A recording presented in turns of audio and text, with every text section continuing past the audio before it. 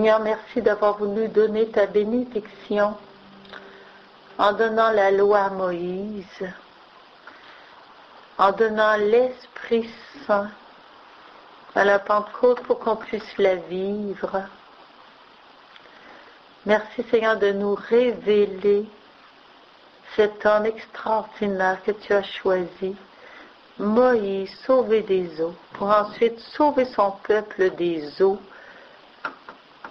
de la mer Rouge. Amen. Alors, aujourd'hui, on entreprend le livre de l'Exode. Vous savez qu'il y a 4 livres qui nous parlent de Moïse d'une façon intense. Exode, Lévitique, Nombre et Deutéronome. Et tous ces livres nous parlent de Moïse.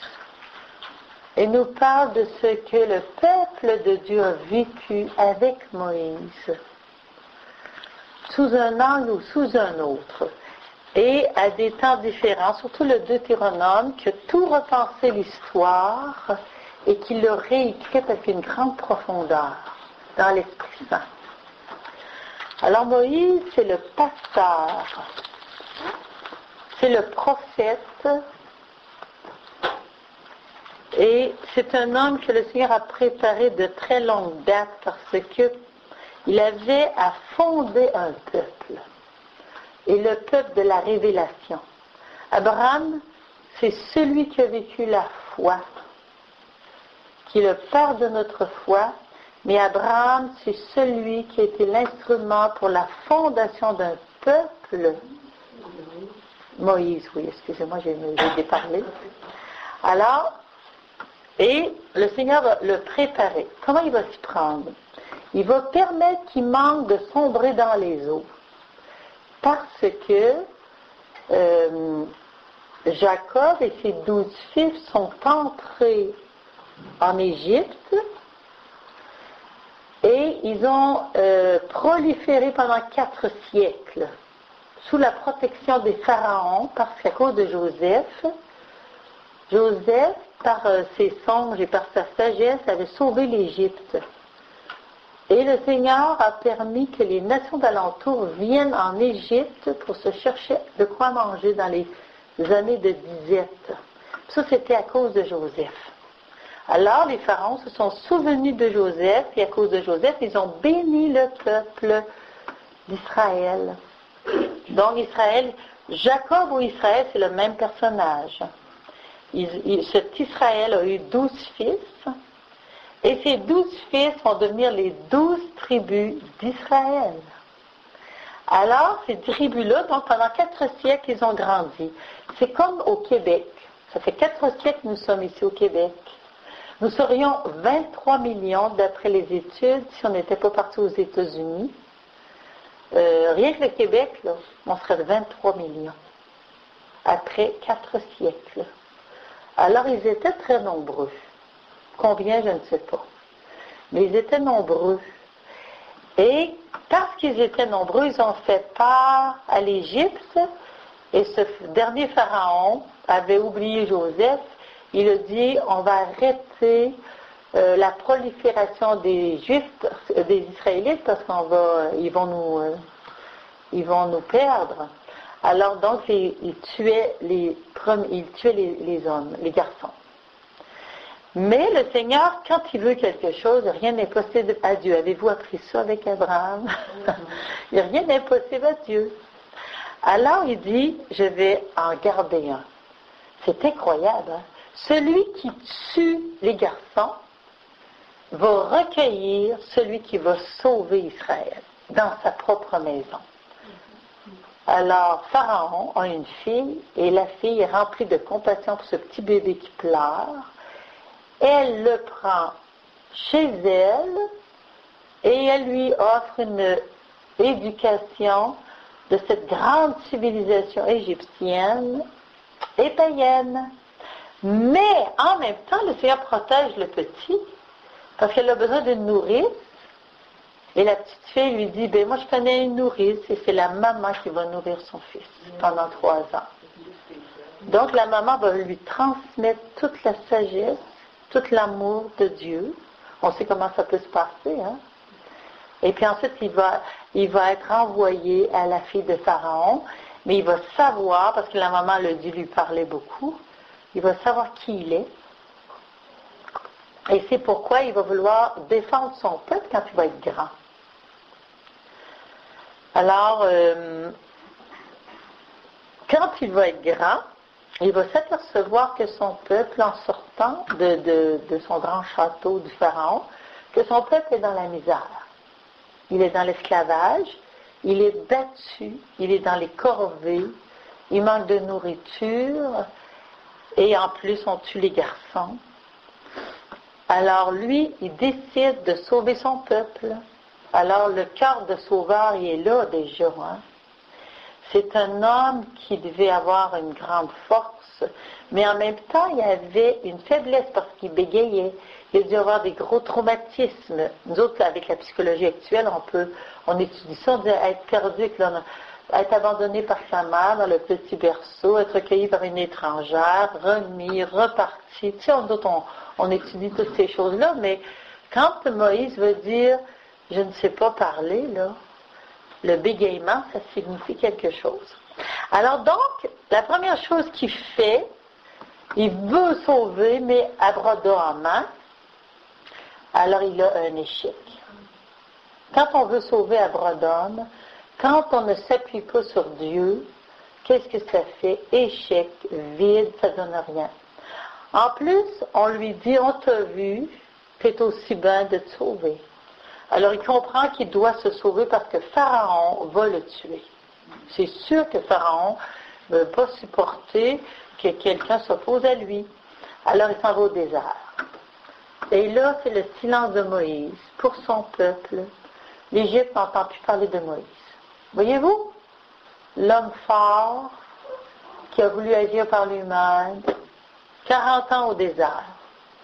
Mais le Seigneur, il poursuit son projet. Pour nous autres, on a l'impression qu'on a manqué notre coup, qu'on ne pourra plus rien faire pour notre peuple, qu'on est impuissant, inutile, qu'on ne vaut rien. Alors on se contente d'une petite vie. Alors Moïse, il rencontre au puits des femmes qu'il défend. Hein, il est toujours sauveur, il défend ces femmes-là. Et les femmes retournent vers leur père et disent... à leur père, il y a quelqu'un qui nous a aidés à nourrir nos animaux, les abreuver. Mais qu'est-ce que vous avez fait avec cet homme-là? Vous ne l'avez pas invité.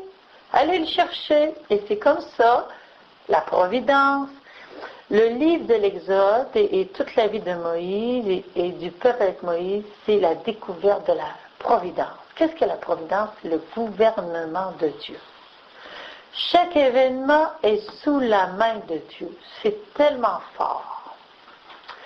Alors là, Moïse va être dans une maison qui est bonne. Jéthro, lui adore des idoles. Il lui donne une de ses filles. Donc, Moïse va se marier, il va avoir 2 fils. On va le savoir quand vous allez lire l'Exode, le livre des Nombres, Lévitique, le Deutéronome, vous allez tout savoir de Moïse. Puis on en parle dans toute la Bible. Jésus va en parler aussi, hein. Paul va en parler. Moïse a fondé le peuple. Donc Moïse, c'est notre grand frère, hein, oubliez-le pas. Et puis, donc, il va apprendre aussi comment vivre au désert. Pourquoi le Seigneur lui montre-t-il comment faut-il vivre au désert? Il va paître des moutons avant de paître un peuple. Il va apprendre à connaître les sources, les oasis. Comment on fait avec une tente dans le désert? Pourquoi ça?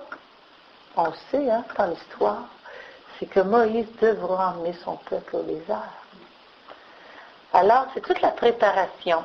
Alors, quand le Seigneur il nous fait vivre une préparation, il nous met en notre cœur une intuition. Je ne sais pas si vous avez vécu ça, vous autres, avant des missions. Moi, j'ai vécu ça, une intuition qu'il me préparait.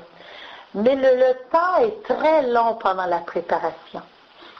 Parce qu'on ne sait pas où Dieu s'en va. La seule chose qu'on sait, c'est qu'on est dans le désert. Et que c'est une petite vie, qu'on a des grands désirs, des grandes perspectives de sauver, d'aider, puis on est incapable de le faire. Parce qu'on n'a pas ce qu'il faut, parce qu'on a un mauvais caractère, parce qu'on ne sait pas trop obéir, on ne sait pas trop écouter Dieu. On a vraiment tout à apprendre. On a à se laisser purifier. Et tous les saints, avant et après leur fondation, ont vécu ces grandes purifications-là. Donc nous autres, c'est normal aussi qu'on se fasse préparer. Ensuite, le Seigneur, il dit, c'est l'heure. À l'heure de Dieu, hein? Jésus nous dit ça aussi. Hein? Vous autres, vous êtes toujours prêts. Mais moi, j'attends l'heure de mon Père. Alors, à l'heure de Dieu, Exode au chapitre 3, au verset 1, ça c'est une partie qui est très, très importante. Vous la connaissez très bien. C'est le buisson ardent. Alors, Moïse conduit ses moutons. Je ne sais pas s'il y a des chèvres, conduit son petit troupeau, et là, il voit quelque chose de curieux, et il va voir qu'est-ce qui se passe. Il y a du feu qui brûle, mais qui ne consomme pas l'arbre. Alors il dit, je vais aller voir, qu'est-ce que c'est qui est curieux de même? Le Seigneur l'attire, et ensuite il entend une voix, ôte tes sandales, Moïse, Moïse, ôte tes sandales, car la terre où tu te tiens est une terre sainte. Il est au Sinaï. Il ne sait pas encore qu'est-ce que ça va vouloir dire, le Sinaï. Je ne sais pas si vous avez vécu des moments dans votre vie où le Seigneur vous a fait vivre quelque chose à un endroit, puis 40 ans plus tard, il vous ramène. Ou 20 ans plus tard, ou 10 ans plus tard, il vous ramène, puis vous dites, oh, Seigneur, c'est comme moi à l'eau vive. Je suis venue à l'eau vive, moi j'avais 24 ans, 23 ans. J'ai vécu 1 an de formation à l'évangélisation. Et justement, un des enseignements qui m'a le plus frappé qu'on m'a donné à ce moment-là, c'était Exode 3. Comment le Seigneur, il connaît ce que vit son peuple. Vous allez avoir Exode 3, qui ensuite le Seigneur va dire, j'ai vu la misère de mon peuple. Pour m'enseigner à ce moment-là, vous savez, quand le Seigneur nous envoie donner un enseignement, j'étais jeune là, c'était un prêtre qui nous formait, puis il nous disait, comment faire un enseignement. Vous ne connaissez pas les gens où vous êtes envoyés. Dieu les connaît. Alors, écoutez, qu'est-ce que le Seigneur veut leur dire? Alors nous autres, alors vous allez lire la parole, puis après ça vous allez prier. Si vous devez parler 10 minutes, vous devez au moins prier 10 minutes. Si vous parlez 1 heure, vous devez au moins prier 1 heure. Il nous a enseigné ça. Il dit, il faut écouter ce que le Seigneur a à dire à ces gens-là. Lui, il les connaît, mais pas vous. Mais ça sera comme un père ou une mère de famille. Le Seigneur connaît vos enfants. Vous devez écouter ce que le Seigneur veut leur dire, pas dire n'importe quoi. Qu'est-ce que le Seigneur veut? Quand vous êtes envoyé en mission auprès des parents, dans les catéchèses, écoutons qu'est-ce que le Seigneur a à leur dire. Lui, il connaît. Alors il dit, j'ai vu la misère de mon peuple, j'ai entendu son cri, je suis descendu pour le délivrer, le faire monter de cette terre. Maintenant, va, je t'envoie. C'est l'heure. Alors ça, c'est le premier appel. Après ça, le Seigneur va lui faire un autre appel au chapitre 4. Parce que Moïse va hésiter beaucoup. Hein? Il hésite, il a peur, il a des arguments pour ne pas y aller. Imaginez-vous quelle est la job, hein? Quel est le travail immense. Avez-vous déjà vu des films de Pharaon? Alors le petit Moïse doit sortir de son désert, d'abord aller voir son peuple pour lui dire que Dieu lui a parlé. Et puis, ce Dieu-là, c'est le Dieu d'Abraham, d'Isaac et de Jacob. Donc, c'est notre Dieu depuis 4 siècles qui a parlé. Et puis que là, il veut nous faire sortir d'Égypte, ce Dieu-là. Le peuple juif, on sait qu'il a une réputation de tête dure. Hein? La parole le dit souvent. Nuque raide. C'est pas le peuple le plus facile, c'est après la parole. En plus, convaincre son peuple, puis après ça, convaincre le pharaon. Trouvez-vous que c'est impossible? Absolument impossible. Hein? À Dieu, voilà. Alors, là, le Seigneur, il faut qu'il saisisse comme il faut son instrument. Qu'il le convainque comme il faut pour pouvoir s'en servir et qu'il soit docile. Alors, c'est pour ça qu'il lui dit, ôte tes sandales, tes gros sabots, là, tes petites connaissances, puis tes certitudes, là, ôte-les. Ce que tu as trop, là, ôte-les. Que tu apprennes à être humble, puis à écouter. C'est pas toi qui as l'initiative, c'est moi. Marche derrière moi. Ensuite, le Seigneur va lui montrer, tu as voulu sauver ton peuple, là, mais moi, là, je l'aime, ce peuple-là, c'est mon peuple. Puis je l'ai vu, la misère. Mais là, Moïse, il dit, ouais, mais comment quand je vais dire ça au peuple d'Israël, ils vont dire, mais quel est son nom? Comment je vais t'appeler? C'est toi qui me parles, comment tu t'appelles, là? Je veux savoir qui tu es. Et le Seigneur lui a donné ce nom, je suis celui qui suis. Je suis celui qui suis. Yahvé. Alors, ensuite, il dit, ben moi, je ne sais pas parler, envoie quelqu'un d'autre. Puis là, le Seigneur se penche un petit peu, mais il dit, très bien, Aaron, ton frère, s'en vient. Lui, il sait parler, il sera comme ta bouche. Ton prophète. Toi, tu seras comme un Dieu, puis lui sera ton prophète. Avec un petit dé. Alors là, il était vraiment mal pris, il n'y avait plus trop d'arguments. Après ça, il dit, je vais te donner un bâton. Jette-le à terre. Moïse le jeta à terre au chapitre 4 et le bâton se changea en serpent. Avance la main, prends-le par la queue. Il avance la main et dans sa main, il redevient un bâton. Alors, tu vas faire des merveilles avec le bâton. Alors, tu vois, il l'équipe. Il s'en va pas sans rien du tout. Alors, je regarde les Kikrous, je regarde les grands de ce monde qui s'en vont devant des milliers de personnes, devant des sorciers, devant des drogués, devant des violents.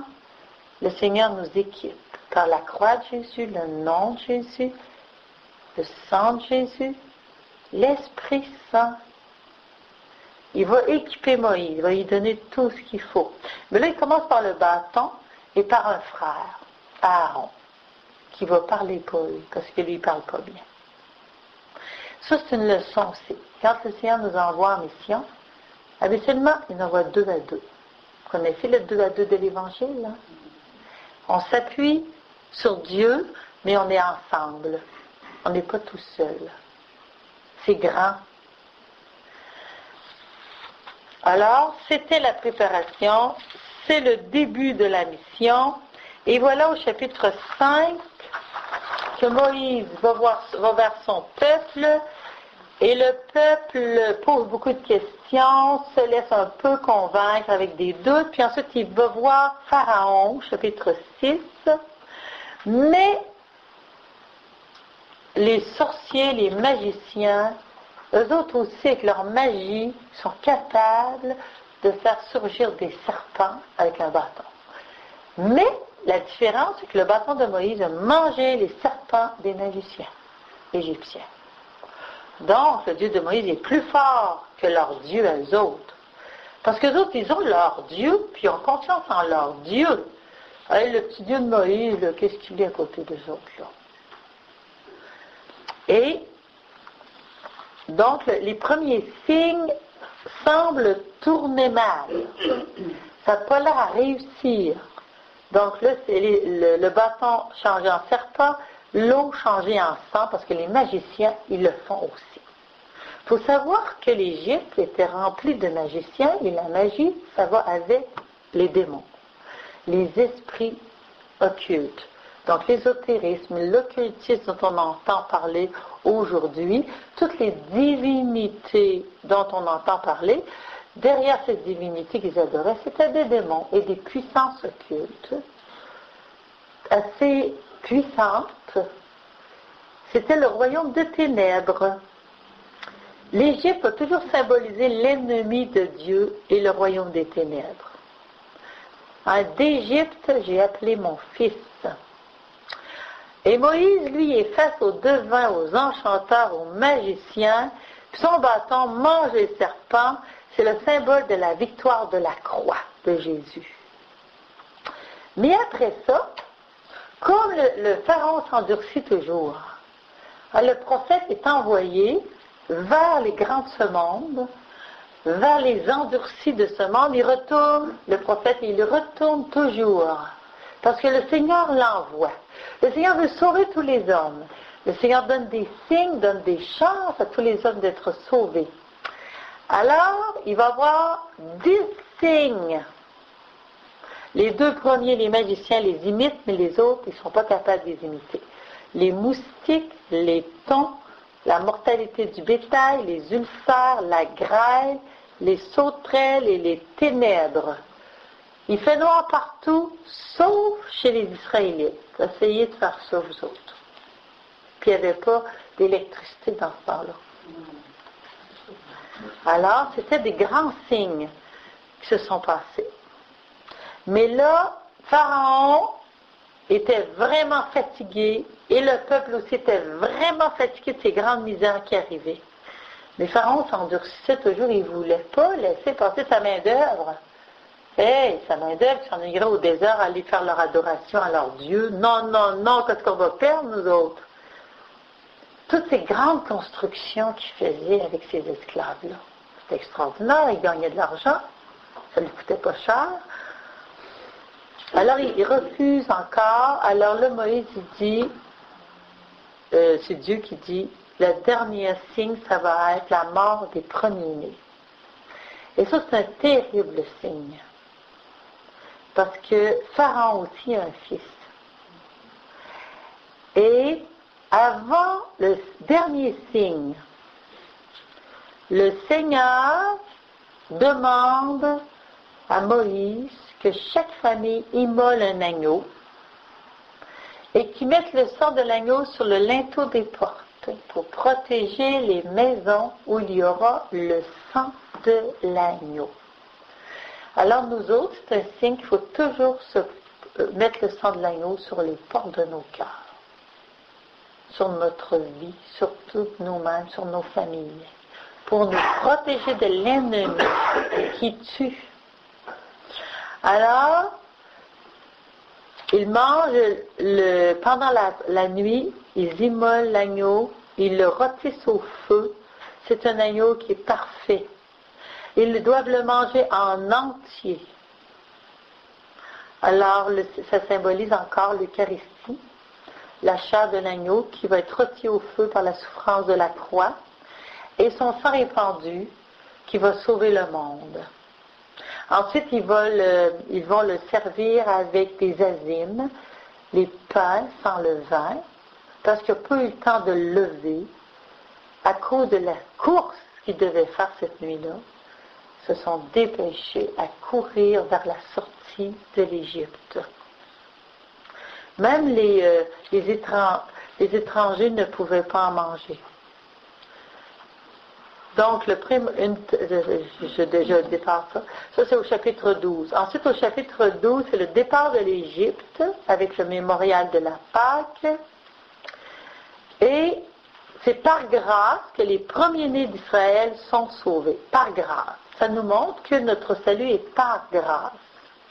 Parce qu'Israël est devenu le bien propre du Seigneur, Yahvé. C'est son peuple à lui. Et il va demander à Moïse, tous vos fils aînés, je veux qu'ils me soient consacrés. rachetez-les, parce qu'ils sont à moi. Alors rachetez-les. Et c'est comme ça qu'on va voir Jésus arriver au temple avec Joseph et Marie, puis ils vont offrir des colons pour racheter Jésus, parce que normalement, il devrait être immolé. Ils appartiennent au Seigneur. Alors, le Seigneur dit rachetez-les. Maintenant, il se sauve dans la nuit. Moïse marche vers la mer. J'ai oublié, Sylvie, tu m'enverras un courriel. J'ai un témoignage scientifique du passage de la mer Rouge. Je l'ai sur mon ordinateur, où vous allez voir où ils sont passés. Ça a l'air que c'est vraiment été vérifié. La mer Rouge est creuse, puis après ça, il y a une élévation, puis il y a de l'eau, comme ça. Puis on retrouvait ici, en bas, des roues de chars égyptiens. Puis sur l'eau, donc le vent aurait soufflé, et ici, il y aurait une élévation de terre. Puis il y aurait eu une stèle qui était écrite là où est passé le peuple juif. Est-ce que je vais vous l'envoyer, ceux qui ont des ordinateurs, là? J'ai pas de feuille là-dessus, c'est quelque chose, c'est ce diaporama. Tu nous as envoyé dans le char? La roue de char. Je vais essayer de vous envoyer la roue de char avec de l'or dessus. Donc, Moïse est en avant d'un peuple qui sort de l'Égypte. Et il y a nos protestants qui nous font voir qu'ils ne sortent pas pauvres. Les Égyptiens leur donnent plein de choses. Ils leur donnent des bijoux, ils leur donnent des vêtements, ils leur donnent plein, parce qu'ils ont trouvé grâce aux yeux du peuple d'Israël. Les Égyptiens leur y donnent. À leurs yeux, c'est-à-dire. Et il faut relire le passage de la sortie de la mer Rouge, parce que quand le peuple, déjà le peuple de sortir comme ça, là, c'est incroyable. C'est comme si nous autres, tout le Québec, on s'en allait aux États-Unis, là. Dans une nuit, on se déplace, on s'en va aux États-Unis. Alors, ça se peut que le Canada anglais nous poursuive.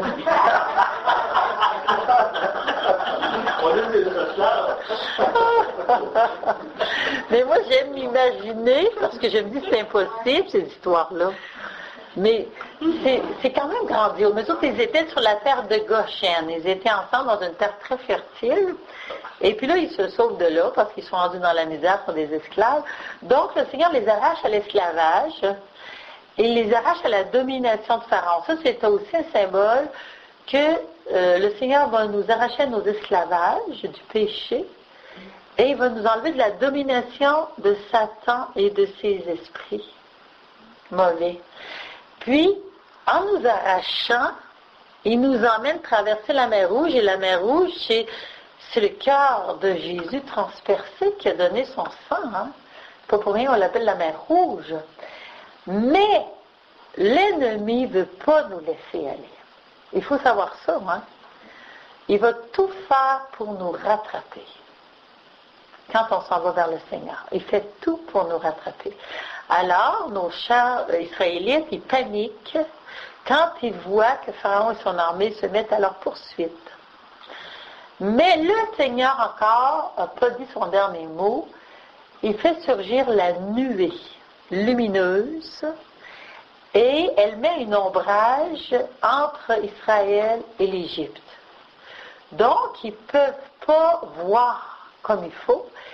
La nuée éclaire les Israélites et met une ombre pour pas que les pharaons et son armée les rattrapent.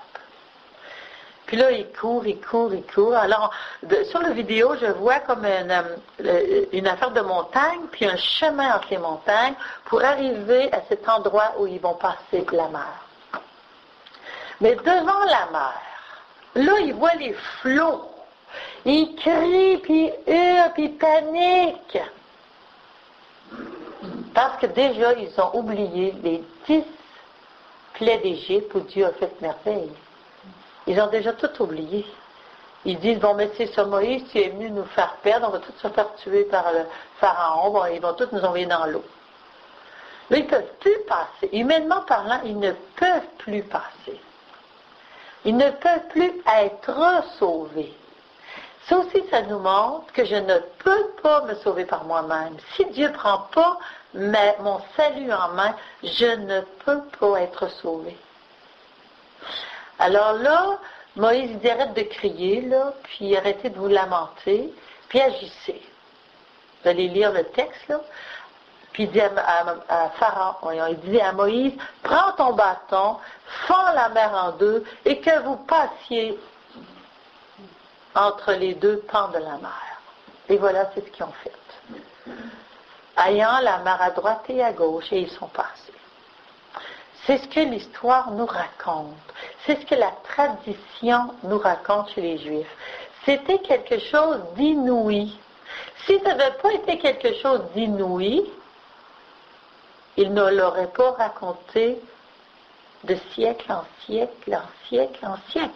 Ils ne l'auraient pas conservé dans leur mémoire. Parce qu'aujourd'hui, on dit que ce n'est pas possible, c'est une image, c'est un symbole. Les prêtres le disent. Bien plus que ça, des théologiens chevronnés. Alors, c'est pour ça que j'étais contente de trouver sur Internet ce petite chose scientifique, oui. Je voulais parler de ça parce que ce phénomène-là, vous l'idée, l'autre fois, j'ai fait des trucs, mon beau-frère m'en avait parlé. Au lac Okeechobee, en Floride, il est arrivé le même phénomène.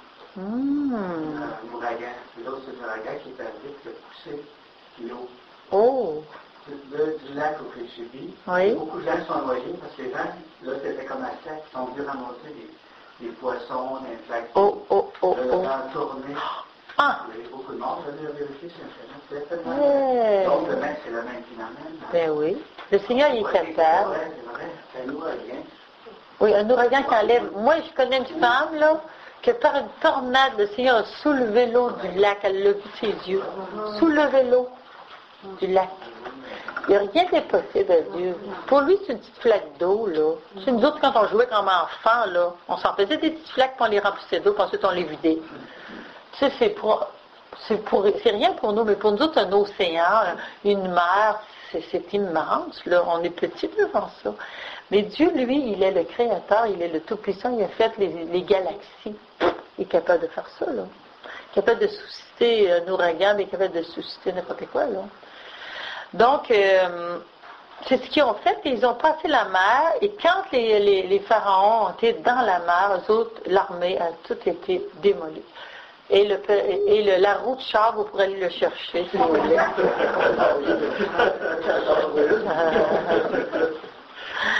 Bon. Et là, c'est l'action de grâce. Myriam prend le tambourin, se met à chanter. Myriam, la sœur de Moïse. Alors, ils sont une famille. Il y a Moïse, Aaron, son frère, et Myriam, qui mènent le peuple. C'est spécial, hein? Et là, ils se mettent en marche. Ils sont à l'entrée du désert, ils commencent à marcher, mais il fait chaud au désert. Hein? Puis à un moment donné, on a soif. Puis à un autre moment donné, on a faim. Alors, qu'est-ce qui arrive devant la soif? Moïse est venu nous faire mourir au désert. On n'a rien à boire ici. Ils viennent de voir le miracle de la traversée des eaux. C'est la même chose qui s'est produit avec les apôtres. Quand ils ont dit à Jésus, mais on n'aura pas rien à manger, on s'en va là, mais on n'a pas rien à apporter à manger. Mais ils disent, vous n'avez pas vu le miracle des pains? Vous avez oublié telle affaire? Oh, que vous êtes lents à comprendre. Et nous, la même chose, hein? On se reconnaît. C'est bien important de se reconnaître parce que quand on lit la parole, c'est pour grandir dans la foi. Se la répéter, c'est comme j'ai lu un livre, elle s'appelle Ferme, et elle a fondé un groupe de femmes qui s'appelle Mères en contact, et elle prie pour leurs enfants. Et puis, la manière qu'elle a développé la prière, c'est qu'elle prend la parole de Dieu, puis elle loue le Seigneur avec la parole de Dieu. Après ça, elle remercie le Seigneur avec des choses concrètes que le Seigneur a faites. Ensuite, elles confessent leurs péchés, toujours avec la parole de Dieu. Et ensuite, elles font une intercession avec la parole de Dieu. Mettons, tu prends le traversée de la mer Rouge, là. Tu prends ça comme parole, un petit bout de parole. Après ça, tu dis, Seigneur, tu es capable de faire traverser mon fils avec sa mer rouge, lui? Je te rends grâce, je te bénis, Seigneur. Je prends le bâton de la croix. Je fends la mer rouge que mon fils est en train de vivre, qui est devant lui, qui est un obstacle. Seigneur, je suis sûr de toi. Alors, on prend la parole, on s'en saisit, puis on agit avec la parole pour louer, remercier, confesser nos fautes et intercéder. On s'est pratiqué hier. C'est extraordinaire, hein? Ça reste comme une nourriture après ça. On l'a. Il faut rien que la mettre en pratique. Donc, ensuite, le Seigneur a donné la grâce avec le bâton, toujours le bâton. Le bâton, c'est toujours la croix pour nous. Par le bâton, Moïse a donné de l'eau quand ils avaient soif. Des fois, le bâton, il frappait le rocher, puis l'eau surgissait. D'autres fois, il changeait les eaux amères en eau potable. Et tranquillement, ils ont vu agir le Seigneur. Mais la foi était faible, les doutes étaient forts. À chaque fois, la peur les prenait. Quand on a la peur au triple, ça agit comme un occulte. C'est contre la foi. C'est une grosse tentation contre la foi. Il ne faut pas laisser l'esprit de peur nous envahir. Même chose pour les doutes. Quand les doutes veulent revenir, c'est une grosse tentation contre la foi. Je ne dois pas les laisser entrer dans mon cœur. Je dois les chasser par la parole de Dieu. Prendre le bâton, faire comme Moïse, agir. Alors le Seigneur a dit, prends ton bâton, puis donne-leur à boire. Ensuite, ça c'était au chapitre 15, quand il n'y avait pas d'eau.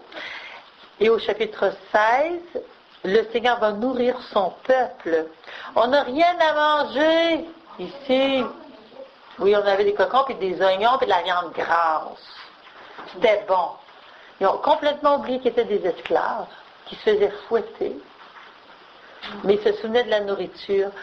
Vous souvenez-vous, après votre conversion, quand c'était le temps de la purification, là, vous vous souvenez de votre passé. Oh, moi, j'étais bien dans ce temps-là. Moi, puis c'était bien plus facile que maintenant. Puis là, je pouvais aller au restaurant, puis c'était bon. Puis je pouvais faire ci, puis là, je peux plus faire ça. Je suis chrétienne, c'est pas drôle.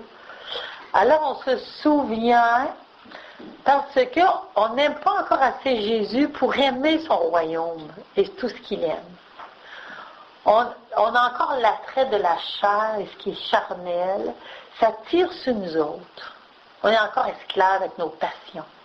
Alors, on est tiraillés. Alors, dans le désert, c'est ceux qui vont vivre. Ils sont tiraillés par le doute, ils se plaignent, ils critiquent, ils se rebellent. Puis le Seigneur, lui, va toujours montrer sa fidélité. Alors, le lendemain matin, il trouve Manou.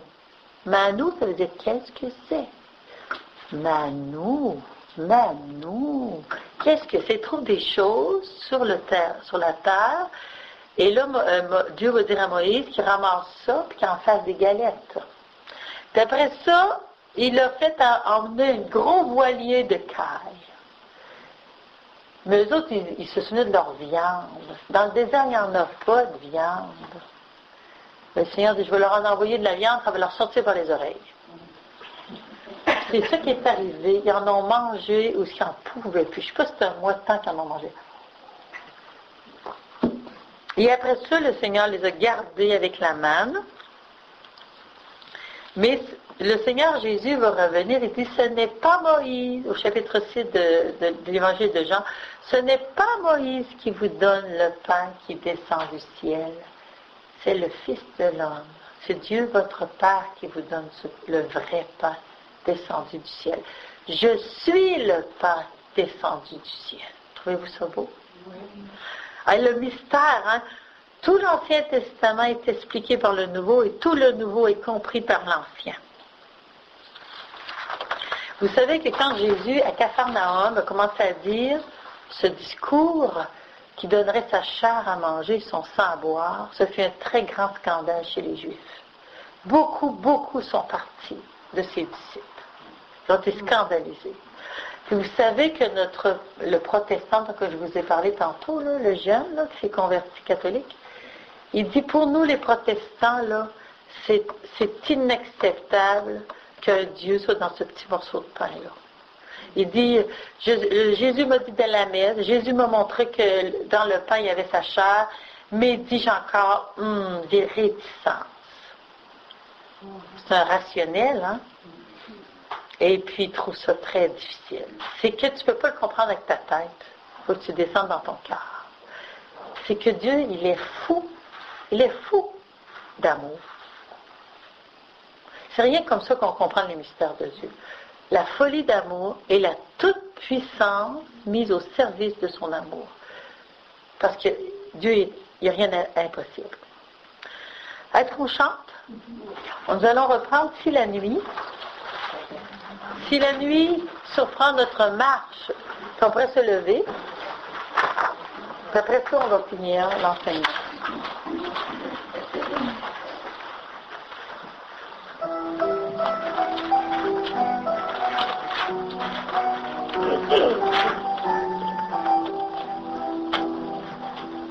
Si la nuit surprend notre marche, voyons au bout du éternel,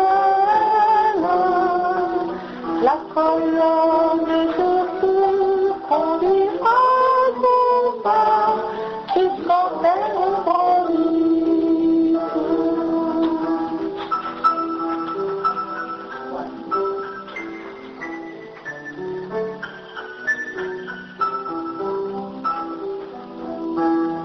Si les eaux nous portent la route, avançons-nous sur les passages. Sur la rive opposée, il nous prend la main qui arrache à la crête.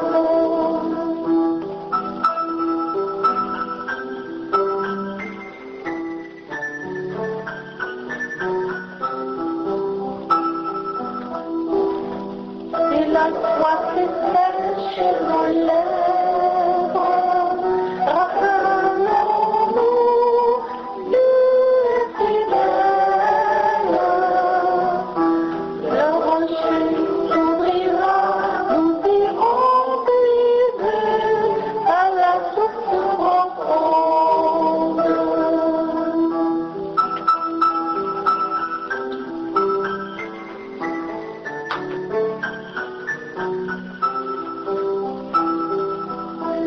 Si nos mains se prennent d'être vides, n'ayons pas peur de tendresse.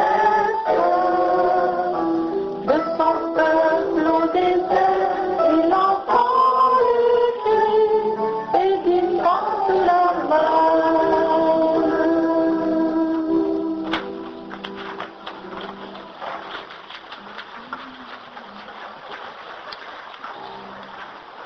On va voir arriver Jéthro au chapitre 18 de l'Exode. Jéthro, le beau-père, avec la femme de Moïse, que Moïse avait renvoyée, et ses deux fils. Puis Jéthro va regarder qu'est-ce qui se passe au désert, il va dire, le Dieu de Moïse, c'est le plus grand des dieux. Il ne va pas dire qu'il est l'unique, mais il va dire c'est le plus grand des dieux. Ensuite, oui, le beau-père de Moïse, qui était un prêtre, hein. Et Jéthro va regarder Moïse faire, c'est quand même son genre, hein? Il va dire qu'est-ce que tu penses. Il dit, tu t'y prends mal, tu fais toute la job tout seul. Alors il s'assoyait pour juger toutes les tours, ça prenait, les gens étaient en ligne, vous imaginez, ça ne fait pas de bon sens. Alors il dit, mets des responsables sur les milliers, sur les centaines, etc. Puis là, Moïse a fait ça. Voyez-vous, Moïse est quand même à l'écoute et le Seigneur passe par les personnes, puis passe aussi directement. Ensuite, un grand événement, le plus grand des événements qui s'est passé dans le désert, c'est le Moïse qui est monté sur la montagne du Sinaï, qui est resté 40 jours et 40 nuits et à qui le Seigneur a donné la loi. Et le Seigneur a fait une alliance avec son peuple. On le voit au chapitre 19, on le voit aussi au chapitre 24. Parce que la première fois que le Seigneur a donné, quand Moïse est redescendu, le peuple avait fait un veau d'or. Aaron avait accepté que le peuple lui demande de faire un veau d'or, un Dieu qui marche devant eux pour qu'ils le voient. On est charnel, hein? Puis là, Moïse s'est fâché, il a pris les tables de la loi qu'il a cassées, il était en colère. Ça a pris pas de temps avant qu'ils abandonnaient le Seigneur. Il venait juste de les faire sortir d'Égypte. Pour vous dire comment on tombe, hein, souvent on retombe dans nos péchés, dans nos infidélités, on est très fragile. Et là, Moïse va retourner sur la montagne pendant 40 jours et 40 nuits. Puis il va écouter le Seigneur. Le Seigneur va l'instruire sur sa loi, ce qu'il devra transmettre au peuple. Vous allez lire dans le livre de l'Exode, dans le livre du Lévitique, dans le livre des Nombres, du Deutéronome, les instructions que Moïse a reçues et qu'il a transmises. Donc l'alliance, c'est que le Seigneur dit, moi je vais m'engager à ce que vous soyez mon peuple, je vais vous protéger comme la prunelle de mes yeux, mais vous autres, vous allez vous engager à observer les 10 commandements, les 10 paroles. Mais le problème, c'est que tout le long de l'histoire d'Israël, jamais, ou presque, ils ont été fidèles. Tant que Jésus n'est pas venu pour nous donner la grâce. Alors on dit dans Jean 1, 17, ou dans le chapitre 1 au début là, de l'évangile de Jean, la loi est venue par Moïse, la vérité et la grâce par Jésus le Christ. Donc, c'est beau la loi, elle va me montrer que j'ai péché. Mais ça ne me donne pas la capacité de la vivre. Et c'est Jésus qui va nous donner, par son sacrifice sur la croix, par l'Eucharistie, par l'Esprit Saint, la grâce de vivre la loi. Sinon, c'est impossible. Et cette loi, elle a été répandue en nos cœurs par l'Esprit Saint. C'est Romains quoi, ça? Je vous l'ai dit, répétez. Romains 5:5. Bravo! C'est ça, la loi a été répandue dans nos cœurs par l'Esprit Saint qui nous a été donné. C'est l'amour qui a été répandu dans nos cœurs. La seule loi qu'on a à vivre, c'est l'amour, nous dit Saint Paul. Puis si on ne vit pas cette loi d'amour, ça ne vaut rien. Si je n'ai pas l'amour, je ne suis rien. C'est ce que Saint Paul nous dit. Et l'amour, la charité contient toute la loi. Alors ça, c'est Romains, chapitre 13. Oui. Ben, c'est l'Esprit Saint qui nous donne toutes les grâces pour pardonner. Puis on demande pardon à Dieu, puis ensuite Dieu nous donne la grâce de pardonner. Le premier qui nous pardonne, c'est Dieu. S'il ne nous pardonnait pas, on n'aurait pas l'Esprit Saint. On n'aurait aucune grâce, aucune capacité d'aimer. Il faut le savoir, de toute façon, on ne compte plus sur nous-mêmes. Donc, on va revenir toujours aussi dans le Nouveau Testament sur la loi de Moïse. Les pharisiens vont venir sur la loi de Moïse. Saint Paul va venir sur la loi de Moïse. Les circoncisions, je te dis, c'était toute une chicane dans l'histoire de Saint Paul. Alors, c'est pour ça que c'est très important. Mais la tentation va revenir. La tentation du veau d'or, la tentation de critiquer, de se rebeller tout le temps du désert. Et quand ils vont arriver devant la terre promise, parce que le but c'est la terre promise, entrer dans la terre promise qui a été promise à Abraham, eh bien là, Moïse va envoyer des espions. Comment on appelle ça donc? Des gens qui vont avant les autres, là. Des éclaireurs.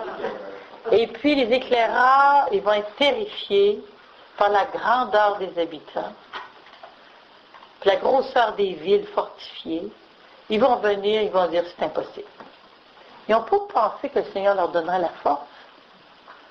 Ils ont pensé qu'ils n'étaient pas capables. Est-ce que c'est comme ça qu'on réagit? C'est parce qu'on n'a pas beaucoup de foi, pourtant on devrait avoir la foi. Nous autres, on est avec Jésus. Nous avons reçu l'Esprit Saint. Qu'est-ce qui nous prend? On a tout reçu, nous autres. En théorie. C'est la pratique qui est difficile. C'est parce qu'on se fie sur nous, hein? Ouais. On ne prend pas le temps d'accueillir la grâce. La grâce est là à notre porte. L'Esprit Saint est là pour nous. Pourquoi qu'on ne l'accueille pas? Pourquoi? C'est une question d'éducation, je pense. On n'a pas été, on vient dans l'ignorance. Oui. On a des outils, on a tout ce qu'il faut. Oui, livres, on a tout. Mais on s'en sert pas. On s'en sert pas. On n'a pas le réflexe de s'en servir. On n'a pas cette pédagogie-là. On n'a pas été éduqués. Oui. On a le pouvoir de prendre maîtrise. Puis c'est dans la Bible, quand Dieu dit à Caïn, avant qu'il tue Abel, Oui. il a dit, ah oui, le péché est acquis à ta porte, Oui. mais toi, il est avide de toi, le péché. Oui. C'est vrai, Caïn, Oui. Donne-le. Donnez-le. Et ça, c'est la première page de tout. Oui. Ça veut dire que le Seigneur il nous donne la grâce de dominer notre péché. Même, Mais c'est une grâce. Oui. Ça, on ne savait pas ça. Ouais, c'est pour ça que j'ai répété ça beaucoup samedi. Hein. Mon peuple périt faute de science, de connaissance. On a maintenant la connaissance.